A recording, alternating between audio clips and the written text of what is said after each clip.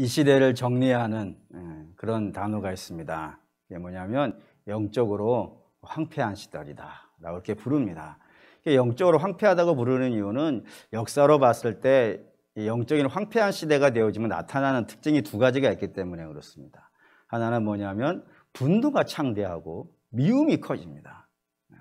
그냥 주는 거 없이 막 미워주고, 물론 주는 거 있어도 믿긴 하겠지만 어쨌든 미움이 아주 팽배한 시절이 되어진다는 것, 이것이 영적으로 황폐했다는 하나의 증거이기도 하고, 또 하나는 쾌락이 인생의 중심이 되어집니다. 하나님이 중심이 되어줘야 되는데 인생의 헛된 쾌락들이 그 하나님 자리를 차지하고 욕심이 하나님 자리를 차지해서 그 인생의 즐거움을 누리는 쪽으로 이렇게 방향들을 잡게 되어지는 그런 특징들이 있다 이겁니다. 그런 관점에서 본다면 지금 이 시대만큼 분노와 미움이 가득 찬 시대도 없었던 것 같고, 또 욕심과 쾌락으로 가득 차 있는 것도 이 시대가 채운 것 같고, 그런 거 보면은 참 영적으로 황폐한 시절이 맞고요.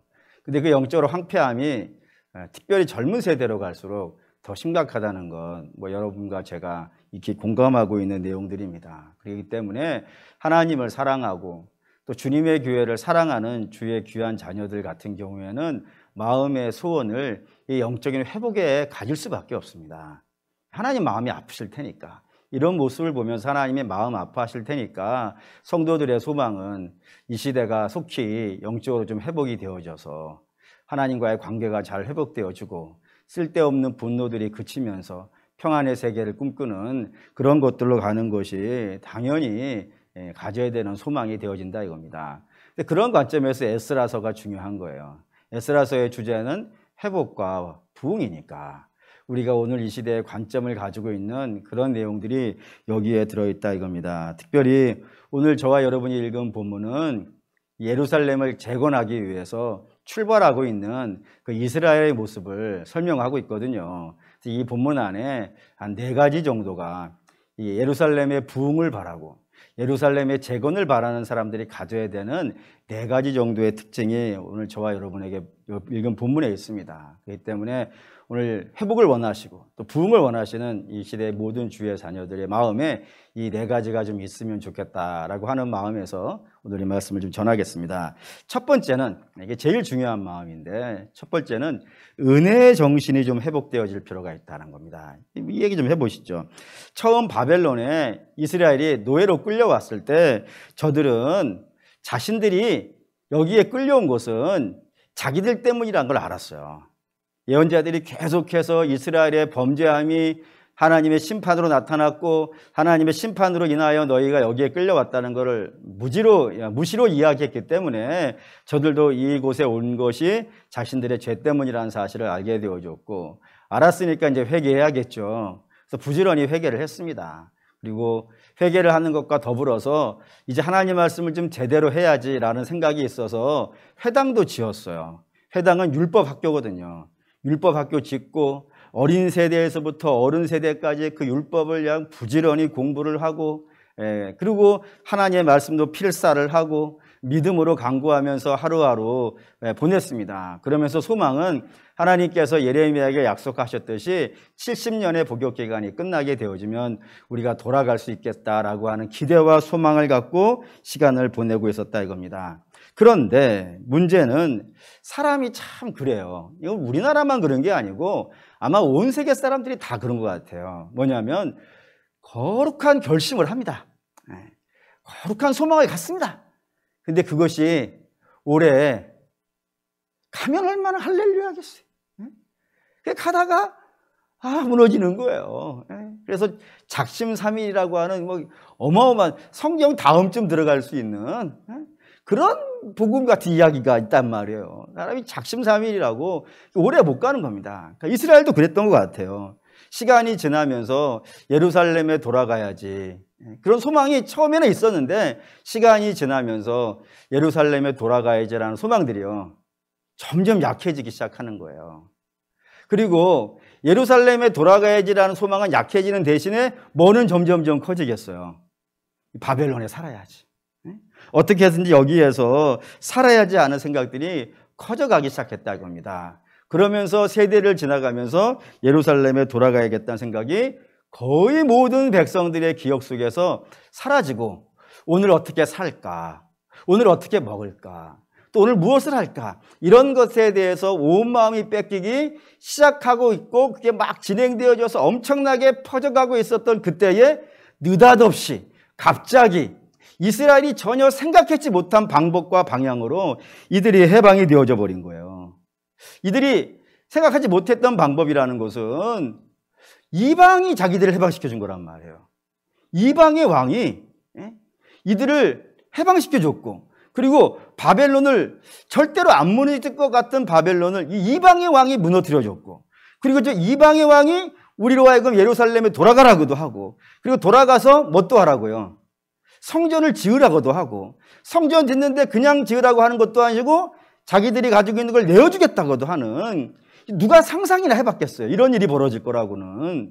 그러니 우리 시편에 읽었듯이 꿈 같은 겁니다. 꿈 같은 것이 이루어져 가지고 이들이 예루살렘에 돌아가게 되어진 거예요. 그런데 이때 돌아가려고 하는 사람들이 많았다 적었다. 적었다 그러는 거예요. 정확하게 숫자까지 나와 있어요. 49,697명. 이게 에스라서를 기록한 믿음의 선배에게는 꽤 충격이었던 것 같아요. 우리가 예루살렘으로 돌아가자. 우리의 꿈꾸던 것이고 우리가 기대하고 우리가 기도했던 일인데 그 일이 신비롭고 놀라운 방법으로 이루어졌으니 얼마나 할렐루야냐. 그러니 돌아가자라고 외치면 많은 사람들이 따라와 줄 거라 생각했단 말이에요. 근데 웬걸 돌아가려는 사람들이 극히 소수인 거예요. 대부분이 안 가겠다 그러는 거예요. 그 이유는 여기에 집이 있기 때문이에요. 여기에 일터가 있기 때문이에요. 분명히 하나님이 아브라함을 부르실 때 뭐라고 불렀어요? 본토 친척 아비의 집을 버리고 내가 내게 보여줄 곳으로 가라라고 했었는데 그 후손들이잖아요. 아브라함을 불렀던 하나님께서 그들도 동일하게 부르시고 있는데도 불구하고 사실 아브라함은 어디로 갈지 몰랐지만 이들은 예루살렘이라고 하는 저들의 고향인데도 불구하고 돌아가는 걸 거절하는 거예요. 여기에 일터가 있어요. 여기에 집이 있어요. 여기에 밭이 있어요. 논이 있어요. 여기에 재산이 있어요. 라고 하는 이야기들을 대면서 돌아가기를 거절하였다라고 되어 있단 말입니다. 그런데 대부분이 그런 이유로 돌아가기를 거절했는데 돌아가려는 사람들이 있더라 이겁니다. 이게 49,697명. 이들은 어떻게 해서 돌아가려는 마음이 생겼을까요? 이들이 특별히 예루살렘을 사랑하는 마음이 있어가지고 돌아가려고 한 것일까요? 아니면 이들이 특별히 하나님을 사랑하는 마음이 있어서 나는 하나님이 없으면 죽어라고 하는 그런 마음이 저들에게 있어가지고 예루살렘에 돌아가려고 하는 것일까요? 아니면 저들이 뭔가 좀 특별한 사람이에요. 남들과 다른 뭔가 좀 특별한 사람이라서 그 특별한 마음들이 저들을 감동하여서 예루살렘에 돌아가려고 하는 것일까요? 여러분 이런 생각들, 내가 뭔가 특별하고 내가 뭔가를 특별히 마음이 있고 이런 것을 성경은 굉장히 싫어합니다. 이것에 거부감이 굉장히 강력해요. 예를 들어볼게요. 이런 식으로 들어보겠습니다. 저와 여러분들은 구원받은 백성인 줄 믿습니다. 아멘이죠? 그러면 우리가 어떻게 구원받은 거예요? 우리가 하나님을 특별히 더 사랑해서 그렇습니까?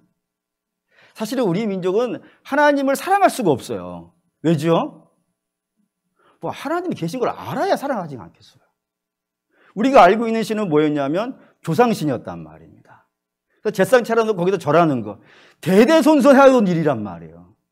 또 뿐만 아니라 조금 더 위로 올라간다면 옥황상제라든가 단군이라든가 이런 산신령이라든가 이런 것들은 우리가 알고 있고 천지신명 이런 것들은 우리가 익히 조상 때부터 배워오고 경험한 것이어서 알려주지 않아도 본성적으로 잘 알고 있단 말이에요. 근데 하나님이라는 분 몰랐단 말이에요. 모르는 신을 우리가 어떻게 사랑합니까? 사랑할 수도 없어요. 그럼 당연히 우리가 구원에 대한 소망이 있겠었겠어요? 없었겠어요? 당연히 하나님도 모르는데 구원의 소망이 뭐가 있겠어요? 그저 우리는 그냥 바쁘게 사는 게 다였어요. 열심히 사는 건. 그러다가 안 되면 이게 팔자 타령하고 우리 안 되는 건가 봐 이런 생각들 하고 그렇게 오늘을 살기에 바쁘지 오늘 먹고 사는 일에 바쁜 사람들이지 구원을 사모하는 것은 사실 없었다 이겁니다. 그런데 우리가 어떻게 구원을 받았냐 이거예요. 하나님 사랑한 것도 아니고 구원을 기대한 것도 아닌데 우리가 어떻게 구원을 받았냔 말이에요. 그 성경 읽겠습니다. 요한일서 4장 10절. 요한일서 4장 10절.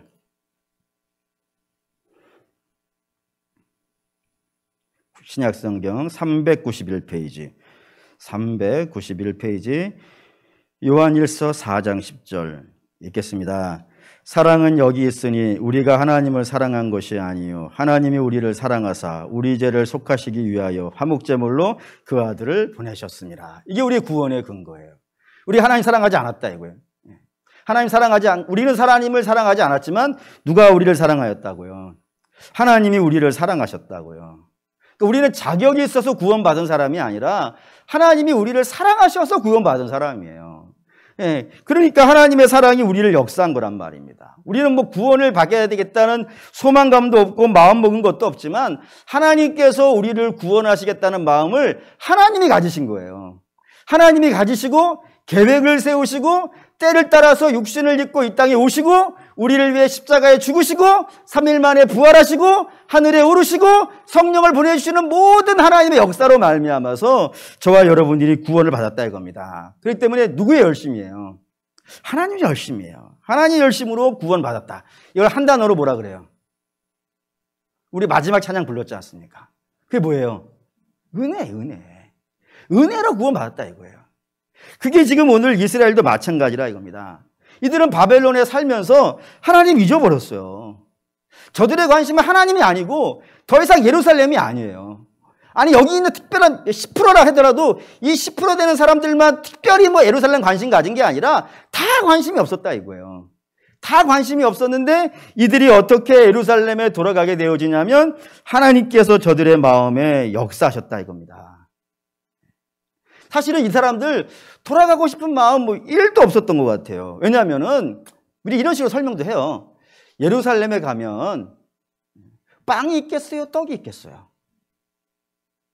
거긴 폐허인데. 근데 빵과 떡은 어디에 있어요? 지금 내가 살고 있는 바벨론에 있어요. 거기부터 만만치 않지 않습니까? 뿐만 아니라 예루살렘은 황폐해서 성도 없어요. 성은 뭐 하는 거죠? 도적이나 짐승들이 못 쳐들어오도록 방패막이 삼아주는 게 성이지 않습니까? 근데 이게 성이 없으면 어떻게 되겠어요? 도적들 날뛸 것이고, 날짐승들 막 덤벼들 것이고, 뭐 하루들 뭐 겁나서 살 수 있겠습니까? 밤에 뭐 화장실 갈 수 있겠어요? 지금이야 방에 화장실이 있지, 옛날에는 방하고 뒷가락은 어때야 돼요? 멀어야 돼요. 가다가 뭔 일을 만날 줄 알겠어요. 무서운 거예요. 뿐만 아니라, 그렇죠. 가다가 무슨 일을 만날지도 모르잖아요. 먼데 바벨론에서부터 예루살렘까지가 먼데 거기까지 가다가 무슨 일을 만날 줄 알겠어요. 그러니 재산도 다 여기 있지, 가는 길도 어렵지, 가서 살 길 막막하지, 누가 돌아가고 싶겠어요. 그러니까 아무도 돌아가고 싶지 않았단 말이에요. 49,695명? 그 사람들도 가고 싶은 마음 없었단 말이에요. 근데 그들은 어떻게 해서 가게 됐을까요? 1장 5절 읽겠습니다.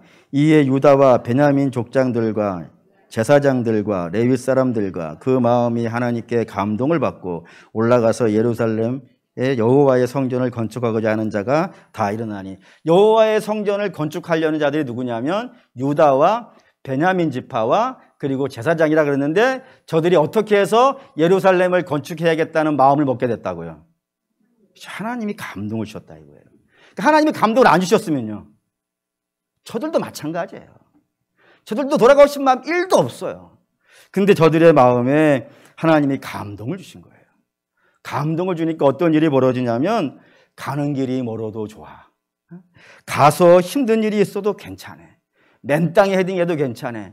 난 하나님의 성읍을 지으러 가겠지 하는 그런 마음이 들더라 이겁니다. 그리고 그런 마음이 있는 사람들이 결국에는 바벨론의 자기의 집과 그 터를 버리고 이 황폐한 예루살렘으로 돌아가서 그 성전을 짓더라 이겁니다. 그러니 전적으로 하나님의 은혜인 거예요. 그러니 하나님의 은혜로 이 일을 시작했으니 자랑할 것이 있겠어요, 없겠어요? 내가 마음 먹고 내가 결심하고 내가 의지를 가지고 무언가를 노력해서 해냈다 그러면 자랑할 게 있죠. 근데 나는 그런 마음이 전혀 없었다고요. 근데 하나님께서 내 마음에 감동을 주어가지고 하나님의 은혜로 내가 그게 에너지가 되어지고 힘이 되어져가지고 무언가를 했으니까 우리는 자랑할 것이 있는 백성이 아니라 모아만 남아있는 백성이에요. 저 감사가 나오는 거예요. 은혜가 아니고 은혜로 받았으니까 감사로 응답이 되어진다 이겁니다. 구원도 마찬가지라 이거예요. 우리 주님의 열심이라 그랬지 않습니까? 그러면 구원받은 우리는 당연히 하나님께 감사해야 되는 백성이지 자랑할 수 있는 백성이 아니에요. 간단한 예를 이거로 들어볼까요? 저와 여러분들이 어떻게 이 수요 예배를 나왔습니까? 혹시 여기 뭐 돈 벌 일이 계신가요? 아니면 저하고 좀 뭐 개인적으로 친하고 싶으신 분이 계신가요? 하나도 없죠? 정상입니다. 저와 여러분이 오늘 이 예배를 수요 예배 드리는 것은 하나님께서 예배를 드리게 하고 싶어하는 그런 마음을 주셨다 이거예요. 하나님의 감독이 우리에게 임한 거란 말입니다. 그 마음이 우리로 하여금 이 성전에 나와서 예배 드리게 되었다 이겁니다. 그러니 뭐 예배 안 나오신 분들 정죄할 필요 없죠. 우린 정죄하는 사람이 아니라 내게 그런 마음을 주시고 은혜를 주신 하나님께 감사하는 백성, 이게 되어진다는 말입니다. 그러니 이렇게 은혜에 반응하고 은혜에 대해서 감사하는 자들에게 뭐 분노가 나오겠습니까? 그렇겠죠? 그럼 우리가 맨 처음 회복해야 되는 마음은 모든 것이 은혜예요. 오늘 찬양이 감동이 있지 않았습니까? 할렐루야! 하나님의 은혜.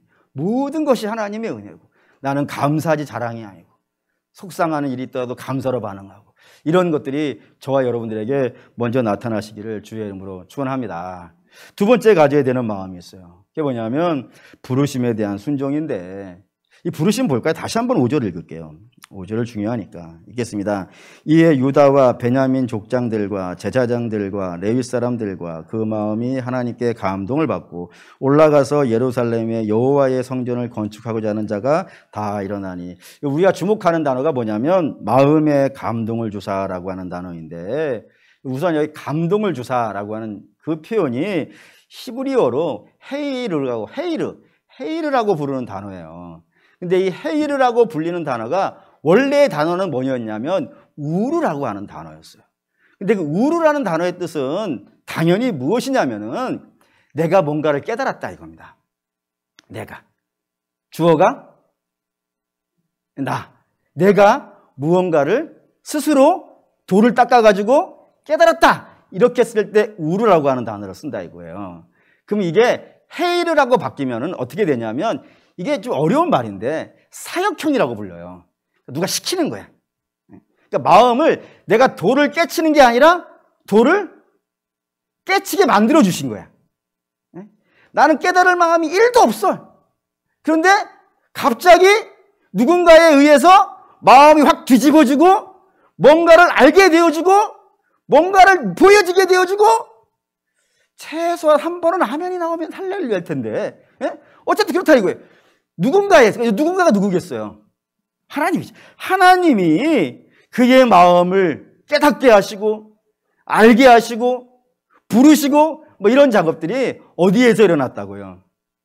마음에서 일어났다는 거예요. 사실 마음이라는 건 성경에 이제 루하라고 나오는 단어인데 눈에 보이는 게 아닙니다. 마음을 어떻게 만질 수 있겠으며 마음을 누가 볼 수 있겠으며 누가 측량할 수 있겠어요? 만져지지도 아니하고 보여지지도 아니하는 그런 곳에서 하나님이 역사를 하셔가지고 그 마음이 뒤집어져서 나오더라 이겁니다. 이게 하나님이 일하시는 방식이에요. 그러니까 하나님이 일하실 때는 주로 행하시는 것, 물론 물질 세계도 우리 주님이 다 관장하시는 것이고 역사하시는 부분이긴 하겠지만 대개의 경우 많은 부분에 걸쳐서 하나님이 무슨 일을 시작하실 때는 당신의 백성의 마음을 감동시키셔가지고 그 마음을 움직이게 하시고 그 움직인 마음에 따라서 역사가 나타나는 이런 방식을 하나님께서 굉장히 많이 취하신다 이겁니다. 그렇기 때문에 성도들은 하나님이 내 마음을 어떻게 터치하시는지, 어떻게 움직이시는지, 내 마음에 어떻게 감동을 주시는지 그거를 사실 좀 잘 관찰을 할 필요가 있습니다. 그래서 하나님이 나를 어디로 부르시는지, 무엇을 하게 하시는지 이 부분에 대해서 민감한 마음을 좀 가지실 필요가 있어요. 그러면 이제 뭐 이런 질문이 될 거예요. 하나님이 우리에게 주시는 마음이 도대체 어떻게 우리가 감지할 수 있을까요? 그래서 이렇게 부정적인 거로 한번 얘기해 볼게요. 하나님의 마음이 아닌 게 있습니다. 분명히 이거는 뭐 때려 죽여도 하나님 마음이 아닌 것들이 있어요. 혹시 아실까요? 뭐는 죽어도 하나님 마음 아니겠어요? 죄질려는 마음은 하나님 마음 아니에요. 하나님이 빛이신 분인데 어떻게 어둠하고 사귀겠어요? 주가 어떻게 바알과 사귀겠어요? 그건 불가능한 일이에요. 그러니까 성도들 마음에 이건 죄야 라고 하는 마음이 들어가는 것 있으면 절대로 하나님이 우리에게 주시는 마음이 아니에요. 그럼 그건 다 어떻게 돼요? 싸그리 버려야 돼. 두 번째, 세상을 열심히 살려고 하려는 마음. 하나님은 등지고 세상을 열심히 살려고 하는 마음. 그런 것도 하나님이 주시는 마음이 아니겠죠. 그것도 우리 열심히 세상을 살아야 되겠지만 하나님 등지고 세상을 열심히 사는 것 역시 하나님이 우리에게 주시는 마음이 아니에요. 그러니까 그런 것도 버리셔야 돼요. 그러면 우리가 반드시 이거는 분명히 하나님이 내게 주시는 마음이 하는 게 있습니다. 두 가지가 있어요. 이거는 확실해. 100% 이거 빼도 박도 못하는 하나님이 우리에게 주시는 마음이 두 가지가 있습니다. 하나 보시죠. 베드로전서 1장 16절. 베드로전서 1장 16절. 신약성경 377페이지. 베드로전서 1장 16절. 읽겠습니다. 외모로 보시지 기록되었으되 내가 거룩하니 너희도 거룩할지어다 하셨느니라. 거룩에 대한 마음.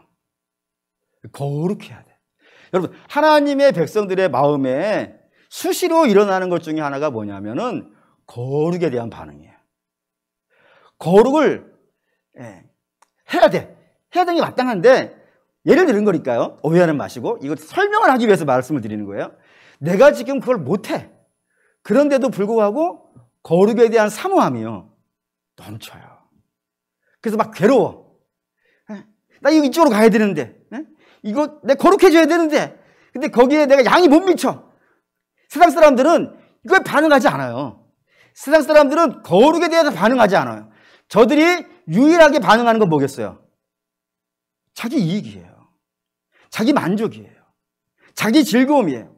이런 거에는 정말로 어마어마하게 빠르게 우사인 볼트 세계 신기록 되듯이 반응을 해요. 근데 거룩에 대해서는요 반응하지. 거북이라도 한다면 다행이에요. 거룩 뭔 개풀 뜯어먹는 소리 한다니까요. 절대로 그런 마음 안 생겨요. 근데 성도들의 마음에는요 거룩에 대한 갈망이 생기기 시작해요. 예배드려야지. 말씀대로 살아야지. 기도해야지. 섬겨야지. 겸손해야지. 은혜롭게 살아야지. 주의 뜻대로 살아야지. 이런 마음들이 생겨난단 말이에요. 거듭나게 되어지면 이 마음들이 생겨나요.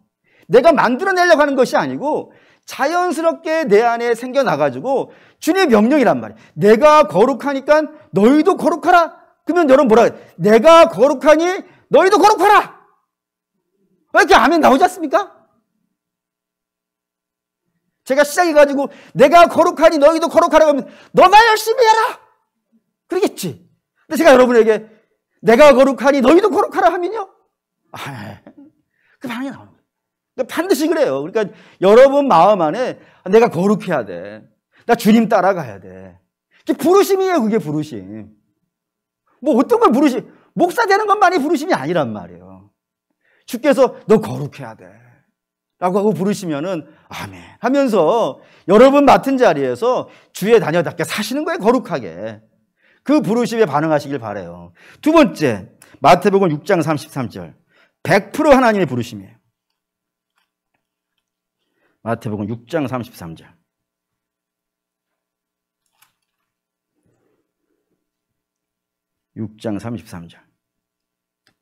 읽겠습니다. 그런즉 너희는 먼저 그의 나라와 그의 일을 구하라. 그리하면 이 모든 것을 너희에게 더하시리라. 주께서 명령하신 거예요. 너희는 뭐를 구하라고요? 하나님 나라 구하라. 하나님 나라와 그의 의를 구하라. 십자가의 의를 구하라. 여러분, 그게 우리 주께서 우리에게 명령하신 거예요. 그럼 당연히 성도들도 하나님 나라와 그의 의에 대한 소망이 있어야 돼요. 갈망이 있어야 돼요. 주기도에도 나오지 않습니까? 하나님의 뜻이 이 땅에 이루어지이다. 이게 소망이라니까요. 하나님의 이름이 창대하게 높임받고 그의 뜻이 하늘에서 이루어진 것 같이 이 땅에서도 이루어지길 원합니다. 그게 앞부분에 있는 기도라니까요. 뭐든지 제일 앞에 있는 게 중요하지 않겠습니까? 그게 우리의 소망이 되어진다 이겁니다. 이스라엘도 그런 거예요. 하나님께 부름을 받으니까 저들에게는 무슨 소망이 생기냐면 가서 예루살렘 지어야지. 가다가 어려운 길이 있어요. 바벨론 지금 이라크인데 이라크에서 예루살렘까지 가는 거 무진장 멀어요. 그 사이에 광야도 지나가야 돼요. 그 험한 길, 광야의 길을 내시고 그게 바벨론에서 가는 길이란 말이에요. 그 험한 길을 가야 되고 거기 가서 어떠한 적들이 우리를 위해서 준비하고 있는지 모르는 아무것도 없는 그곳에 소망을 갖는 것. 그게 하나님 나라에 대한 소망이라 이겁니다. 그거와 마찬가지로 저와 여러분도 그래야 돼요. 우리의 소망이 하나님 나라에 대한 소망이 있어야 돼요. 그 하나님 나라에 대한 소망 중에 하나가 뭐냐면 그게 교회입니다. 교회가 주님 은혜 안에서 잘 되기를 소망하셔야 돼요. 근데 주님의 교회를 섬기는 것이 쉬울까요? 어려울까요? 찬송가 중에 이런 거 있습니다. 겸손히 주를 섬길 때 괴로운 일이 많으나 참 부를 때마다 마음이 저려요. 겸손히 주님의 교회를 섬겨도 힘들어요. 괴로운 일이 많아요. 막 교만해가지고 내 마음대로 할 거야. 그런 마음이 있을 때, 그런 잘못된 마음이 있을 때 주님의 교회 섬기는 것이 어려우면 이해라도 되는데 때로는 겸손히 주님을 섬길 때에도 낮은 마음으로 다른 성도들의 발을 만지면서 그 앞에서 눈물을 흘리면서 섬겨도 그거에 대해서 어려운 마음이 생기는 일들이 많아요. 만만치 않지. 그럼에도 불구하고 하나님께서 이 교회를 당신의 신부 삼은 거 아니겠어요? 그리고 이 교회를 위해서, 이 교회를 지으신 분도 누구예요? 하나님이시고, 이 교회를 주도하시는 분도 하나님이시고, 이 교회를 문 닫게 하시는 분도 하나님이시고, 모든 주권이 하나님께 있단 말이에요. 그리고 하나님 우리를 이 교회의 직분자로 삼아주신 거예요. 영광스럽지 않습니까? 영광스러우셔야 돼요. 하나님 나 같은 사람을 주님의 교회의 직분자 삼아주셨으니 하나님 참 감사합니다. 그러니 그 부르심에 우리가 반응을 뭘로 해야겠어요? 충성으로 반응해야 돼요. 충성으로. 물론 다른 반응도 있어요. 예를 들어서 뭐 걱정하는 것이라든가 비난하는 분도 있어요. 근데 저는 그 마음도 하나님이 주신 거 아닐까? 관심이 없으면 걱정도 안 하고 비난도 안 해요. 그냥 뭐야? 혹시 미국에 대해서 걱정하시는 분 계십니까? 큰 나라인데 별로 걱정이 안 돼요. 근데 내가 걱정이 되는 건 우리 조국은 걱정이 돼요. 그거 내가 사는 땅이니까. 마찬가지입니다. 우리 사랑하는 믿음의 성도 여러분. 성도들은 주님의 교회를 걱정해야 됩니다. 때로는 비난할 수도 있습니다. 근데 걱정하고 비난하는 마음으로 들어와서 섬겨주십시오. 그게 하나님 주시는 마음이니까. 잘못된 걸 봤으니까 비난하는 것 아니겠어요. 그러면 그 비난하는 걸 없애기 위해서 그분에게 마음 주신 것 아니겠습니까? 그럼 들어와서 겸손히 섬기십시오. 그래서 더 이상 그런 비난이 없도록, 더 이상 그런 문제를 우리가 씨름하지 않도록 그거를 아름답게 고쳐가면 되는 것 아니겠어요. 그러니까 그런 부르심에 대해서 응답하는 것, 하나님 나라의 소망을 갖고 부르심에 응답하는 것, 이게 성도들이 가지고 있는 두 번째 마음이라는 것. 세 번째 볼게요. 세 번째는 하나님이 채우신다는 건데 에스라 1장 6절 읽겠습니다.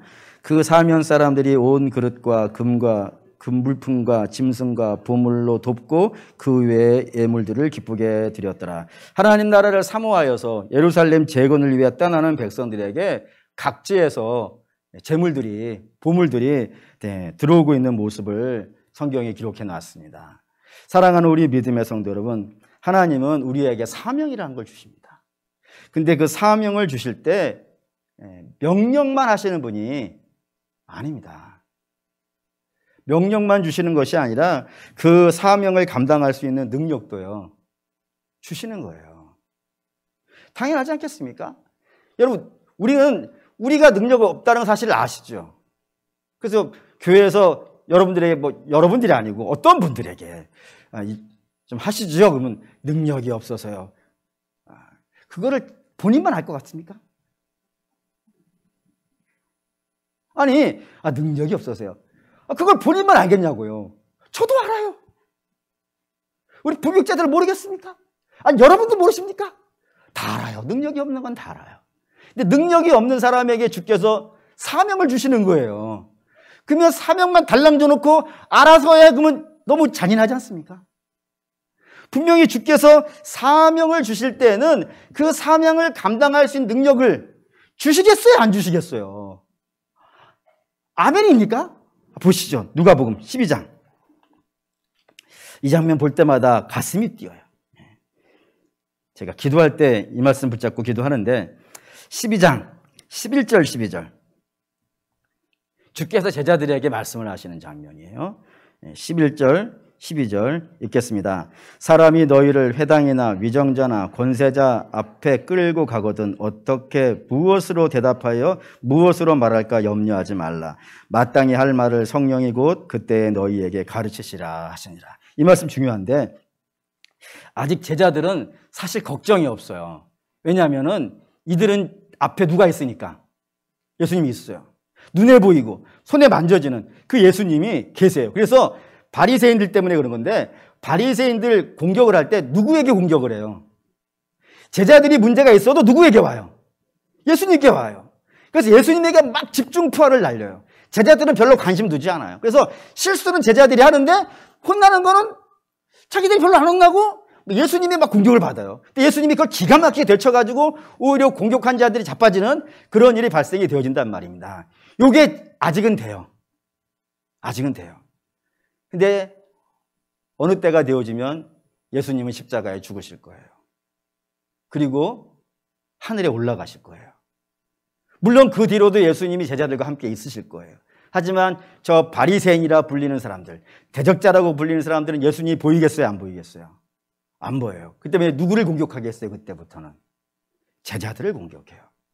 제자들을 잡아가고 제자들에게 공격을 퍼부어요. 근데 그 공격을 퍼붓는 사람들이 시원찮은 사람들이 아니에요. 사내들인이라고 예수님을 잡아 죽였던 그런 사람들이기도 하고 바리새인들이라 해가지고 이 사람들은 성경을 거의 외우듯이 하는 사람이에요. 제가 이스라엘 갔더니 바리새인들이 그 솔로몬의 마지막 담이 있어요. 예루살렘 마지막 벽. 그 벽 앞에 서가지고 성경을 거의 이렇게 앞에 놓고 막 외워 그냥. 머리 이렇게 수염 이렇게 해가지고 그러니까 평생을 외운 것 같아요. 정말 잘 외워요. 그런 사람들 앞에 가가지고 예수 그리스도가 누군지를 증거해야 돼요. 겁나겠어요? 안 겁나겠어요? 제자들이 겁나는 상황이란 말이에요. 특별히 제자들은 바리새인들이 봤을 때는 학문 없는 자예요. 그렇게 열심히 공부한, 이렇게 맨날 외우던 사람들인데 그 사람들 앞에 제자들이야. 저들만큼 배운 사람들은 아니잖아요. 그게 겁나지. 못한다 그럴 거예요. 그때 주께서 말씀하신 거예요. 겁내지 말라고. 염려하지 말라고. 그때 되면은 내가 너희에게 뭘 주겠다고요? 무엇을 말할지 주겠다고요. 이게 예수님의 12 제자에게만 해당되는 일이겠습니까? 저와 여러분들에게도 하나님께서 부르심에 순종하고 나오면은 감당할 만한 힘을 주시겠습니까? 안 주시겠습니까? 주시지요. 그게 제가 증인이라 이거예요. 왜 증인이 되어지냐면 제가 군산에서 부목사하고 있을 때 설교를 한 달에 한 번 했어요. 한 번. 오후 예배 때 한 달에 한 번. 물론 청년부는 맨날 하지만 전체 성도들 앞에 놓고 설교하는 걸 한 달에 한 번 정도가 와요. 근데 그 한 달에 한 번 오는 게 겁났어요. 물론 안 믿어지는 건 알아요. 겁났어요. 그래서 한 달이 그렇게 빨리 와. 이번 주 설교가 이제 살았다 해가지고 몇 번 자고 일어나면 설교가 와 있는 거예요. 벌써 한 달이 지나가서. 그 걱정을 하죠. 이번 주는 도대체 뭘 할까? 죽겠네. 할 말은 없고 하기는 해야 되고 안 하고 있다고 도망갈 수도 없고, 죽겠는 거예요. 그래서 그때는, 야, 담임하는 거 하지 말자 했어요. 맨날 설교해야 되는데 뭐 어떻게 하냐? 내가 뭔 능력으로 한 달에 한 번도 죽을 판인데, 일주일에 설치인데 몇 번 설교를 하고 있는 거예요, 지금. 근데 여기 쓰니까 말이죠. 할 말 있네. 너무 시간이 빨리 가. 벌써 8시 20분이야. 할 시간, 예를 들면 1시간 더 해야 되는데. 오늘 집에 가지 말고 합시다. 응? 사랑하는 우리 믿음의 성도 여러분, 저를 보면서 용기를 가지세요. 분명히 여러분들이 하나님의 부르심에 순종하면 그 부르심을 감당할 수 있는 능력은 우리 주님이 주십니다. 주실 거니까 부르는 거예요. 하는 거 봐서 잘하면 주시고 못하면 안 주시고 그러기 위해서 부르신 것이 아니라 부르신 다음에 주시려고 부르신 거라 이겁니다. 그리고 혹시 지금 각 부서별로 총회하고 있고 또 교회에서 사명자 임명하고 막 있는데 그런 것들에 대한 부담감이 있으신 분들은 특세하시죠. 교회에서 공식적으로 특세해야 특세입니까? 안 나오던 분이 나오면 특세지? 시작했습니까? 그래서 기도하시는 거예요. 주님, 주께서 부르셨으니까 하기는 하겠습니다. 그러나 능력은 우리 주님의 몫입니다. 근데 사실은 우리 주님이 우리에게 능력을 필요로 하실까? 그 생각 혹시 안 드시나요? 아니 우리가 우리 주님이 넌 능력이 있으니까 지금 해봐. 네 능력 좀 도움받자. 이런 마음으로 부르시겠어요? 사실 우리 주님은 능력이 필요한 것도 아니고 성과가 필요한 것도 아니에요. 우리 주님이 필요한 거는 여러분입니다. 여러분들이 그 사명을 감당하면서 믿음이 커가는 것, 하나님을 인격적으로 만나고 그분께 은혜를 받으면서 신앙이 자라가는 것, 그거를 위해서 사명을 맡기시는 것이지 그 일을 해가지고 지구정복을 꿈꾸는 우리 주님이 아니라 이거예요. 할렐루야. 네. 마지막 4번째 하겠습니다. 8절에서 11절 읽을게요. 바사왕 고레스가 창고지기 미드르닷에게 명령하여 그 그릇들을 꺼내어 세어서 유다 총독 세스바살에게 넘겨주니 그 수는 금 접시가 30개요 은 접시가 1000개요 칼이 29개요 금 대접이 30개요 그보다 못한 은 대접이 410개요 그 밖에 그릇이 1000개이니 금 은 그릇이 모두 5400개라. 사로잡힌 자를 바벨론에서 예루살렘으로 데리고 갈 때에 세스바살이 그 그릇들을 다 가지고 갔더라. 여기 이제 고레스 왕이 예루살렘으로 출발하는 이스라엘한테 이 바벨론 창고에 있는 예루살렘에서 가져온 각종 기물들을 내어주는 장면입니다.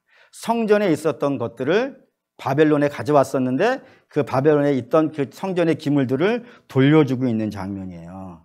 근데 이게 중요해요. 왜 중요하냐면 좀 전에 말씀드렸는데 원래 이 바벨론 창고에 있었던 성전 기물은 원래는 어디에 있었던 거예요? 예루살렘에 있었던 겁니다. 거기에 그것이 왜 있는 거예요? 예루살렘에는. 그 성전의 기물이 예루살렘 성전에는 도대체 왜 있었던 거예요? 뭐 하려고? 뭐 땜시? 뭐 하려고 거기 있었을까요? 그게? 성전에는 이런 금그릇이 있습니다. 여러분 한번 견학하세요. 이거 견분품이겠어요? 보여주는 그런 디스플레이용이겠어요? 그게 거기 도대체 왜 있었던 거예요, 그 그릇이? 예배를 위해서 있었던 거예요, 예배를 위해서. 예배를 위해서 있었던 것이 지금 바벨론에 온 거란 말입니다. 왜 왔을까요, 그러면? 수출했겠어요? 한번 봅시다. 예레미야 20장. 예레미야 20장. 예레미야 20장 4절에서 5절.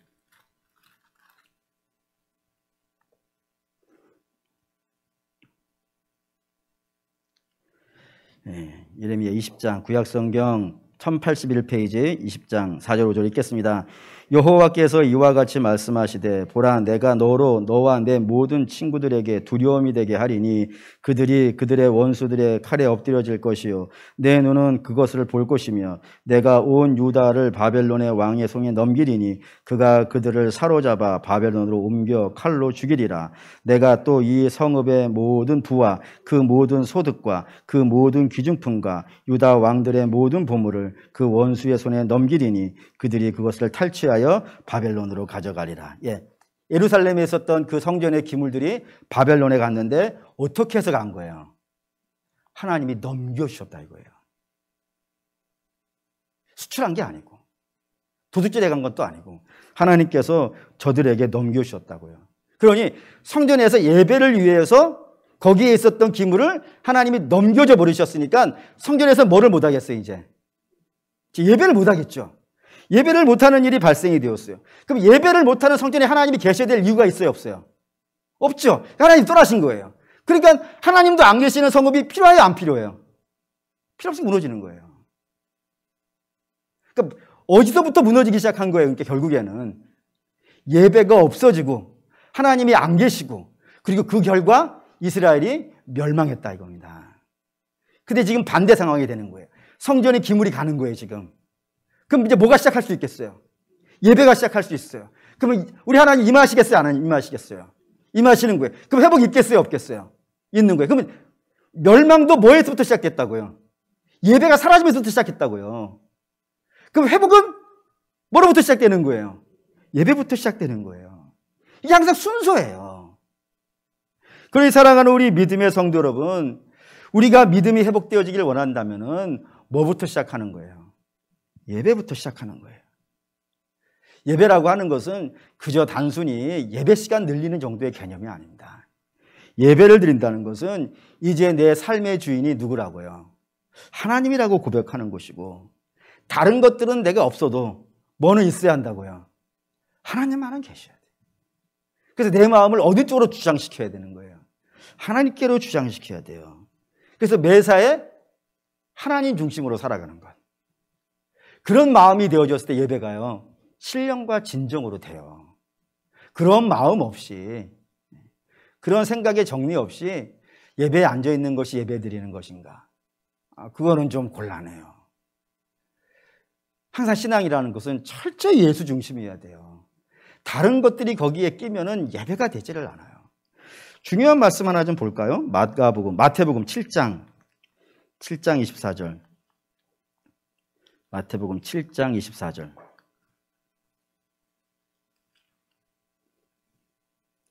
7장 24절부터 27절까지 읽겠습니다.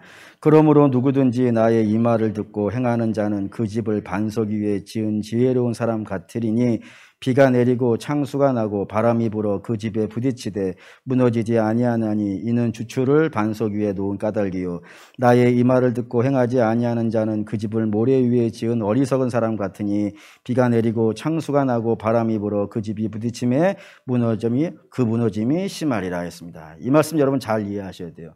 이 말씀은 건물을 어떻게 지으라예요? 아니면 그 건물을 어디다 지으라예요?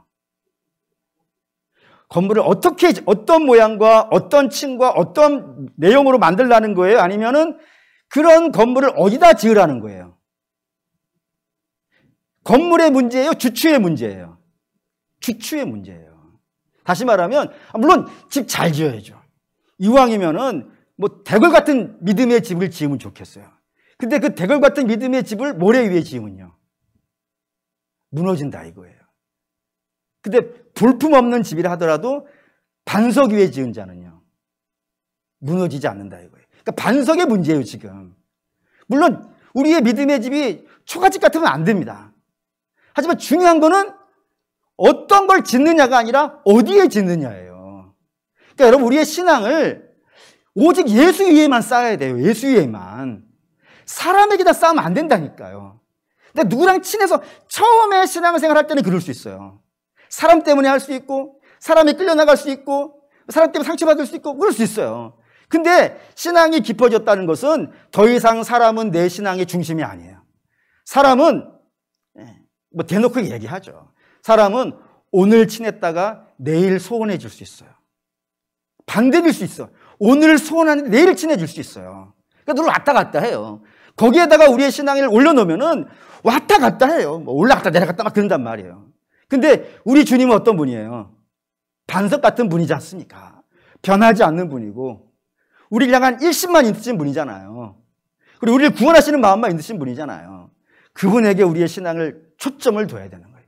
그분만 바라고 오직 예수, 오직 그리스도 그런 마음에서 예배가 되어진다면 그 예배 어떨 것 같으세요? 하늘을 진동하고 땅을 흔들지 아니하겠습니까? 그로 우리 사랑하는 믿음의 성도 여러분 바라고 원하는데 이게 예루살렘을 회복하려고 가는 사람들이 가지고 있는 마음입니다. 오직 은혜. 나의 나된 것은 오직 하나님의 은혜라는 마음. 그리고 하나님의 부르심에 대한 순종. 그리고 순종한 자에게 하나님께서 채워주실 것이라고 하는 기대. 그리고 저들이 와서 하려는 그 예배. 이 네 가지 마음이 바벨론에 출발하는 사람들에게서 나타나는 마음이고 오늘 이 시대에 다시 부흥과 회복이 있기를 원하는 성도들에게 마땅히 이 네 가지 마음이 있어야 될 줄 믿습니다. 그런 마음이 저와 여러분들에게 주장하여서 이 무너지고 황폐해지는 이 땅에 주님의 역사가 다시 한번 창궐하게 일어나시기를 주의 이름으로 축원합니다. 아멘.